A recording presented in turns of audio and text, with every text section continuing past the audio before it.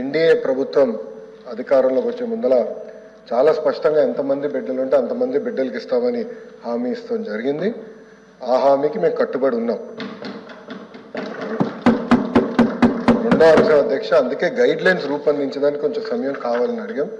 నేను కూడా ఇది కొంచెం సీరియస్గా తీసుకుంటున్నా. మంత్రులందరితో కూడా మేము చర్చిస్తున్నాం. గతంలో జరిగిన లోటుపాట్లు జరగకూడదనేది మా లక్ష్యం. మీరన్నట్టు గతంలో 15,000 రూపాయలని, తర్వాత అది కాస్త నెక్స్ట్ ఇయర్ 14,000కి అయింది, తర్వాత 13,000కి అయింది. 1,000 రూపాయలు టీఎంఎఫ్ అన్నారు, ఇంకో 1,000 రూపాయలు ఎస్ఎంఎఫ్ అని అది డబ్బులు తీసుకుంటాం జరిగింది. అంతేకాకుండా ఎలిజిబిలిటీ క్రైటీరియా కూడా మార్చడం జరిగింది అధ్యక్ష. గ్రామాలు వచ్చే గల 5,000 కన్నా తక్కువ వస్తే ఎలిజిబుల్ అన్నారు, అట్లా మళ్ళీ దాన్ని మార్చారు. భూమి కూడా అది కూడా మార్చారు. దాని తర్వాత ఎలక్ట్రిసిటీ కన్జంప్షన్ విషయంలో కూడా కొన్ని నుసుకలు జరిగినాయి.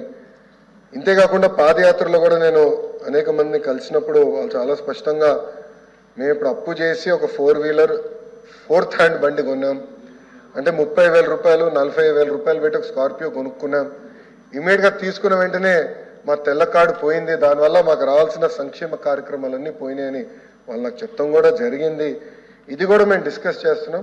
ఎందుకంటే గ్రామ సచివాలయ వార్డు సచివాలయాలు స్వామి గారి కింద ఉంది, మళ్ళీ ఆర్టీజీ నా కింద ఉంది. మీ ఇద్దరం కూర్చుని డేటాని కూడా ప్యూరిఫై చేయాలి, పకడ్బందీగా ఇది అమలు చేయాలనేది లక్ష్యంతో మేము చేస్తున్నాం అధ్యక్ష. సో మీకు ఎలాంటి సందేహంలా అవసరం లేదు. అర్హులు ఎంతమంది ఉన్నా ఇవ్వాలనేదే ఎన్డీఏ ప్రభుత్వం లక్ష్యం, అది మేము సాధిస్తాం. రెండోది, ఇది బోత్ ప్రభుత్వం ప్రైవేట్ పాఠశాలలకు వెళ్ళే విద్యార్థులకి వర్తిస్తుంది.